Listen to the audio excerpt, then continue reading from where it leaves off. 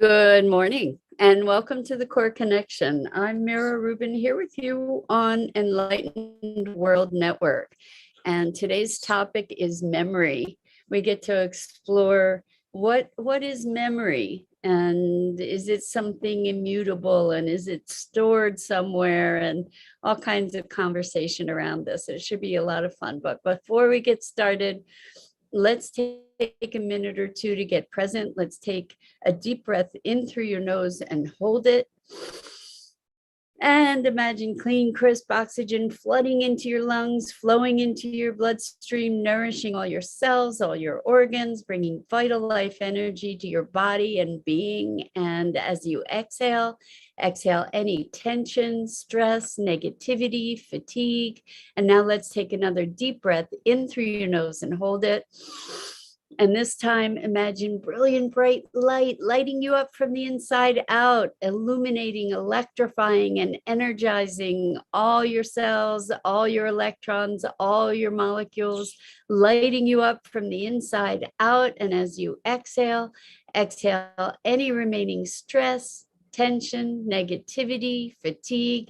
And now let's just gently press our palms together and softly, softly, softly rub your fingers against your palms to feel the deliciousness of that sensation and allow yourselves to become present right here, right now.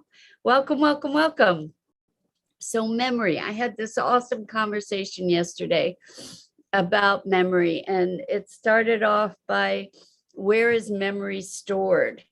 And it was really interesting because this person that brought up the topic with me was talking about experiments that had been done with snails that had received, there was a control group of snails, obviously, that had received no shock. And then there were snails that had received a shock of a certain duration, like 15 seconds, and or a short shock, and they had a recovery period of about 15 seconds. And then there were other snails that received a longer shock, and they had a recovery period of something like 50 seconds. And then some of the DNA was taken from the snails that had received the longer shock, and it was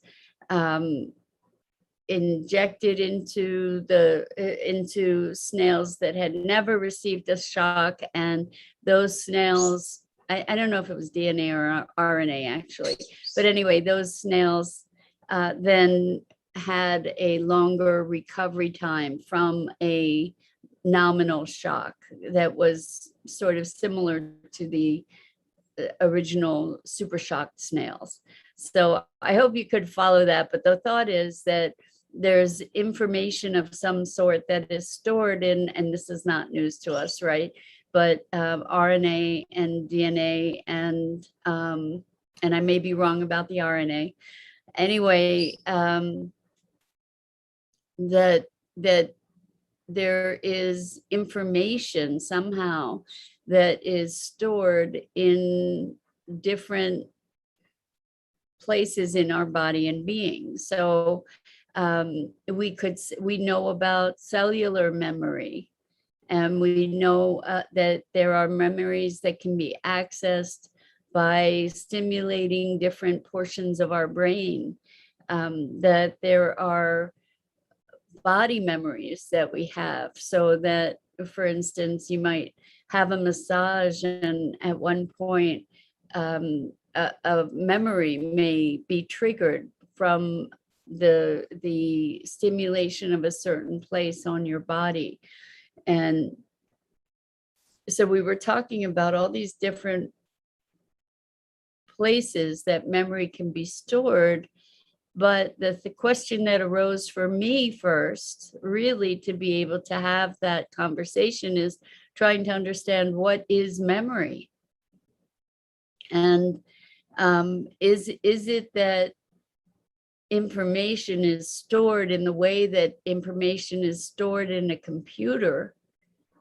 Or is there some kind of mechanism that that is memory, a triggering mechanism that enables access to information that is always there. Good morning, Bernadette. Welcome. Great to have you here for this conversation about memory. I think it's a really, really interesting conversation because we know that memory is mutable, right? We know that our memories of things can change and can be changed over time.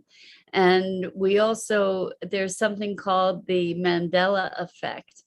And I actually looked it up this morning to get further clarity on it, but it is an interesting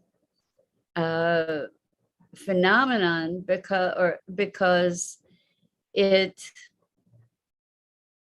it has to do with a collective misremembering of information. And there are tons of examples of this on a website that I looked up. You know what I'll do is I'll put the link in the chat here, because it was so interesting that there are a bunch of examples of this collective misremembering. So the reason that this phenomena is called the Mandela effect is because I think Mandela died in, I'm not sure of what the year is. Hold on one second.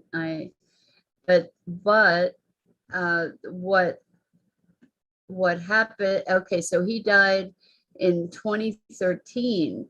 However, there are lots and lots of people who have a recollection, incorrect recollection, as far as history goes, of him dying in jail a year in the 80s. So it's very, very interesting because what is that memory? In some of the other examples they have is about the peanut butter. Was it Jif or Jiffy peanut butter, or is it Jif or Jiffy? And just to save you from the suspense, it's Jif, but a lot of us remember it as Jiffy, right? Jiffy peanut butter, but it's Jif. And so check out that article. It's really interesting. And Bernadette says, I think if we continue to tell ourselves something over and over and over again, we tend to believe that. I think that's 100% true, Bernadette. And the interesting thing is that, there are explanations for how memories change. But again, this is all based on a mechanistic idea. But it's in long-term memory. You pull it out of long-term memory, you bring it into short-term memory. And when you put it back into long-term memory, there's some breakdown of the data or the integrity of the data. I don't think it's as mechanistic as that. And what I was saying is that that memory or information that we can access resides in our blood, in our cells, in our brain, in our being, in the field, in the collective field. And that, when we talk about the Mandela effect, that really is talking about the collective field and how we collectively have a misremembering of certain facts that is fascinating. And I know I've spoken about this with you guys before, about how my mom and I have been comparing memories here and there and found that we have very different recollections of certain events, and with equal conviction. Or I have a vivid recollection of an event that she has no recollection of, or vice versa. And it's so interesting to be thinking about this stuff. I mean, I don't know about you, but I have had many, many very random moments where a seemingly random, unrelated memory just comes to mind from nowhere. And a vivid recollection that has nothing to do with whatever's going on in the moment, at least seemingly it doesn't. Now, maybe, oh, excuse me, and moving energy, all this memory stuff. I think when we talk about memory, we can't avoid the conversation about time and maybe ultimately the nature of being, because how is it that we can have such divergent memories of a similar event? And how is it that we can also have this collective misremembering of certain verifiable facts? So Bernadette says, I think sometimes events can be interpreted differently. Absolutely. Due to different personalities. Kind of reminds me of the game telephone. Exactly. And I'm not even talking about interpretation of events. I'm talking about like the kinds of things that can be quote unquote factually verified. But absolutely, the way that we interpret events also shifts our experience of them, right? And our memory of them. So I think that we have selective memory. And ow, Maggie just went and attacked my foot for no reason. And she bites hard. She's like the weirdest creature.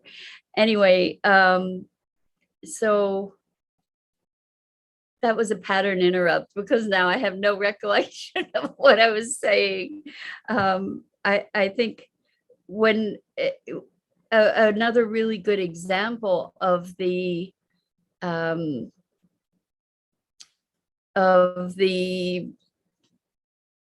lack of reliability of memory is eyewitness accounts of something. Oh, Bernadette, I'm so sorry you have to go.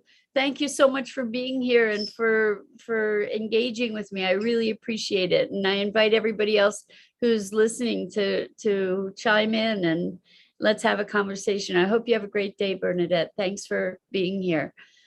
So with what was I talking about? Eyewitnesses. So I believe there have been studies done about how fallible eyewitnesses are, in descriptions of people that were supposedly present during an incident. When we're on high alert, or when we're not really paying close attention, our perception is going to be very, very different.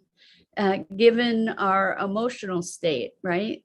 And you've probably had experiences where it seemed like everything slowed down and was moving in slow motion, and you had a heightened awareness of things. And other times, this is the greatest experiment or video. Let me see if I can find a link to this for you because it's just too funny.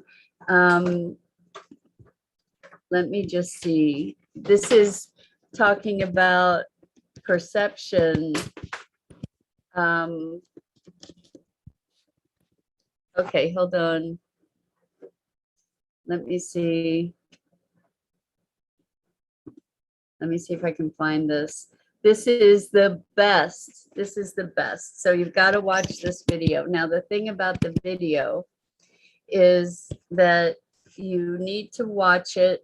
And what the idea is here is that you need to count the number of passes of the basketball. And so watch that. Oops, I don't know if I put in the right link. Hold on one second. I thought I had the link. What I did was instead I put in the search. Sorry, let me put this back in there for you guys, because you've got to watch this. It's just awesome. And I don't want to ruin it for you. So I don't want to ruin it for you, but I think I'm going to, because I want you to be aware of how we have very selective attention, and that attention can impact our memory and our experience. So this video, if you watch it and you count the players and then the passes of the basketball, what happens is, oh, I hate to ruin it. I'm not going to ruin it for you. So I invite you to do that and then watch it again. And then just watch it again without counting the passes, just paying attention to what's going on in the video. And it's miraculous, because you will notice something very, very different than you noticed when you were counting the passes of the basketball. And this is because we see, and I would venture to say, remember, the things that we put our attention to, and our attention is tremendously variable. And so I wonder if, I know that by doing brain probes that they're able to stimulate recall of certain memories. However, I wonder what the accuracy of that memory that is stimulated is. I don't know if there's studies about that. And actually, I realized that I gave away the game by posting my search query. So I'm going to just say, when you watch that video and you just focus on how many passes are being made, there is actually a gorilla that walks right through the video that you don't see, because you're so focused on counting the number of passes. And then when you watch it again, it's almost as if somebody could put in a whole different video, because how in the world could you possibly miss a gorilla walking right through the game, right? You can't miss it, but we do. And so this just puts a whole new perspective on the notion of memory and perception and awareness. And it's a very humbling demonstration of how truly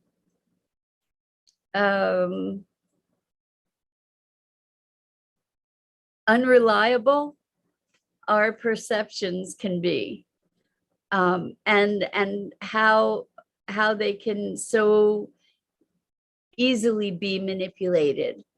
And I think that this is the case with memory as well. Like we tend to interact with memory as a thing, like something that's true, something that's immutable. And I'm thinking that perhaps memory is more of a process, a function, that it's an activity more than it has anything to do with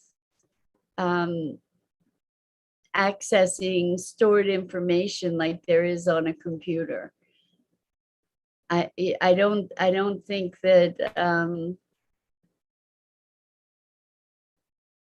that it's as clearly articulated, right? That anyway, it's really, really interesting. So for instance, if we're also talking about memory, what's going on when someone is doing, for instance, a psychic reading, let's say someone's doing an accurate psychic reading, what's happening there when they're accessing your memories, when they're able to tune in? Like, I remember once I was doing some kind of exercise in a group or something, and I was tuning into this person, and I had this visual of them in the woods wearing a red jacket. And I said something about it, and they were shocked. And so this was a memory that they had, an event in their lives that somehow I was able to pick up on. So what's up with that? What is that? My interpretation was that memory resides in the field, or information resides in a collective field. Maybe not just exclusively, but that's where it resides. And then maybe these other avenues give us access points. So maybe there's access points to that information through blood, through cells, through the brain, through the nervous system, through muscle memory. Interesting. I wonder what you think about memory. What do you think memory is? And have you had experiences where memory has shifted, or where you and somebody else have very, very different memories of the same event? Good morning, Isabel. So good to have you here. We're talking about memory and what the nature of it is. Is memory something that is like data stored and that is immutable, or is it something else? And if so, what else might it be? So Elaine says nothing is what it seems to be, as all see what they call forth to experience. A beautiful hologram tailored to each individual soul to experience. To me, anyway, memory to me is programmed information. Well, yeah, I mean, I think it's a really, really interesting conversation. And I don't know if you were here for the earlier conversation about perception, but our perception, it is like a hologram because it is kind of tailored to our state of mind in a given moment, or our predisposition to see and experience certain things. We see what we want to see in so many ways, and memory is a function of that experience to a great degree. The thing is that I believe that we tap into collective memory.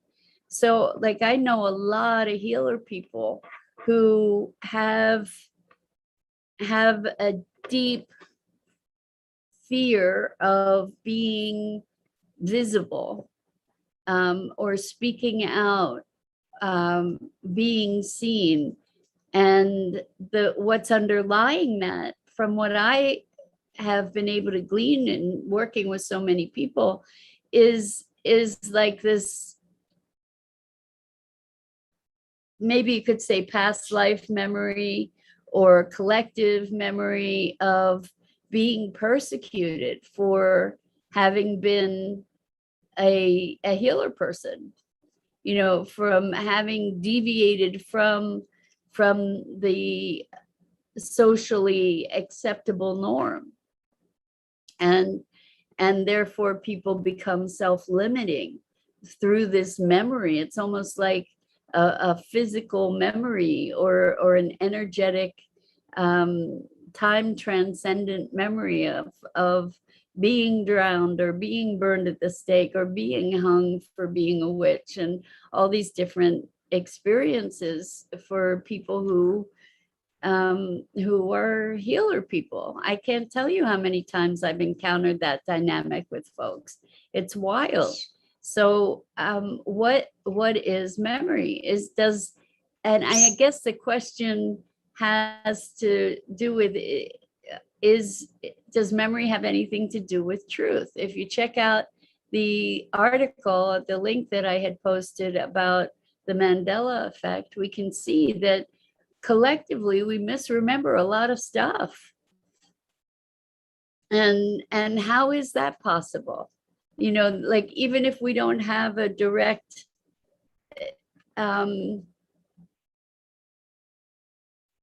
even if we're unprompted to remember something, like one of the things is, did Curious George have a tail or not? Do you remember if Curious George had a tail or not? And you probably remember Curious George the monkey. I grew up with Curious George, and I remembered, or when in thinking about it, I thought he had a tail. Well, Curious George didn't have a tail, apparently. And there are lots and lots of things like this that we misremember, generally, that many of us misremember. And so what's happening there? What's the dynamic? I'm just so curious about consciousness. And I love, Elaine, that you said it's a hologram, that is an individualized hologram. And I tend to agree that really, maybe all of it is in our head, right? Like that all of it is an expression of our consciousness playing out in this dimension, so to speak. I watched a really interesting short series on Netflix. It was called the letter I, and the I Land. And I invite you to watch it. It was really, really interesting. And kind of talking about the nature of the mind in a certain respect. It was really interesting. And experience, and virtual experience versus real experience. And my favorite question has always been, what's real and what's not real? So this TV show kind of speaks to that a bit. So and Lane says, memory to me is programmed information. The question is, who's doing the programming? And I guess it 1984 that talks about shifting the memory, the collective perception, and kind of erasing. We talked today about people being canceled, right?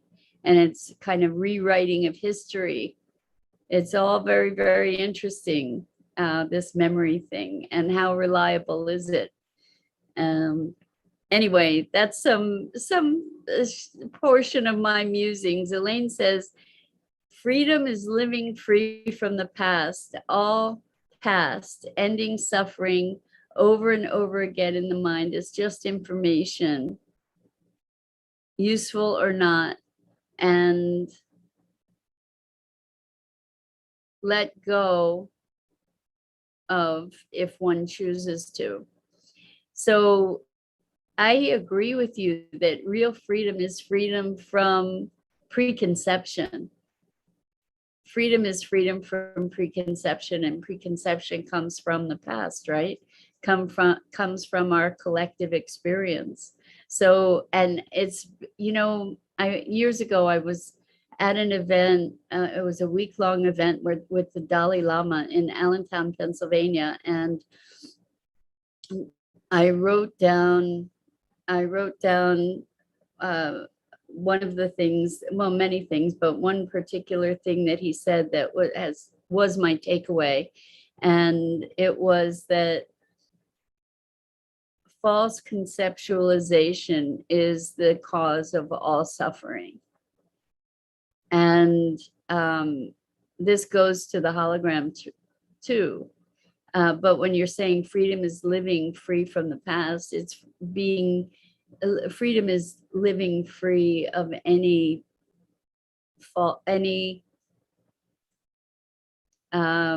pre-conceptualization, right? Or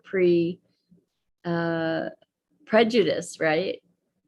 So good morning, Dennis. It's great to have you here. We've been talking about memory, and now we're talking about consciousness and freedom. And Elaine says freedom is living in the now, no mind, no thinking, just present. 100%. That is exactly the truth. That is the place of freedom, is being completely, entirely present in the moment. And that's a perfect place to end this morning's conversation. So we've been talking about memory and what is it and where does it live, if it is a thing, and does it have anything to do with truth or reality? And very, very interesting conversation. So I invite you to go find the link that I post. There are two links that I posted, one to an article about the Mandela effect, and the other one is about